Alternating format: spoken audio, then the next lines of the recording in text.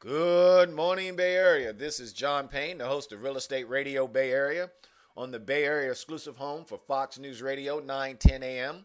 And this is the RateWatch Now Daily Update Report. Happy Thursday, everyone. Quick snapshot of the mortgage-backed securities market yesterday. And you can see we tried to close the gap a little bit, but eventually we sold off. Rates go up today. We have growing concerns over QE2, quantitative easing 2. And the whole concern comes out with the Fed first coming out and saying that they're talking about looking at putting $2 trillion into the market of buying securities as well as mortgage-backed securities and treasury bonds. And then they cut the number down to $500 billion. Now, I'm in the camp of $500 billion is really not going to help anything. I'm also in the camp that $2 trillion is not going to help anything. $2 trillion will help keep rates low, and I think that's going to be better than allowing rates to creep up as we saw when the number got smaller. But I think we need jobs. That's the bottom line. We need jobs. So lower rates are not going to help people buy. Jobs will, and here comes jobless claims. Now, initial jobless claims dropped 21,000 to 434,000. But we still got a long way to go, and I'll show you that graph in a moment. Percentage year auction so-so. That's a 7-year auction. Excuse me for the typo. Sorry, the 5-year auction yesterday was just so-so, which is giving concerns over the 7-year auction that's due out today, which is $29 billion worth of 7-year bonds. Now, what's going to make rates go down today? The only thing I can really say is that a correction is due. You know, we dropped 180 basis points off of hype, off of QE2 talk.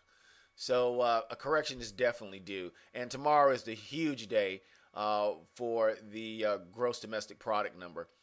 Here is the graph I promised about unemployment. I had to draw a line here because this graph wasn't updated. The line is at the 434,000 mark, and that's where jobless claims are now. But you can see we need to be down in here. And we need to be down in here for about 7-8 months in order to get back on track. So, we got a long way to go. Here is what the market has been doing so far this morning. It's starting to correct slightly on its own because of the hype that's going on around QE2. Here is what lenders have been doing. 32 lenders have repriced for the better by almost 10 basis points. Quick look at the graph. You can see we came back to close this gap, or trying to close this gap, which is good. It helps. The next thing that's going to happen is we're going to push up against this par 40 floor here, and if we bust through that, then we'll go up and challenge this downward trend. Excuse me, I'm getting a little tongue-tied this morning. But I don't expect any of this to happen before tomorrow. Tomorrow we have, again, gross domestic product coming out, and that could very well be the catalyst that pushes us back up in the range in which we belong. Now, some people are going to ask, is this part of a correction, or is this, excuse this term, is called the dead cat bounce. I did not make up this term, but it is a technical term. And I actually think that this is a dead cat bounce. In other words, we dropped so far that we hit, and then we have to spring back up, because when you get low enough, certain investors will come into the market and buy.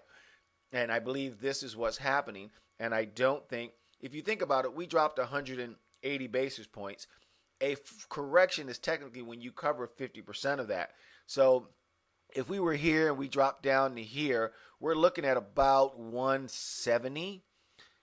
Par 70, is where the correction will actually happen. And I don't think that we have enough to get there today. Probably after GDP, depending on what that number is. Now, correction of dead cat bounce, I think is a dead cat bounce.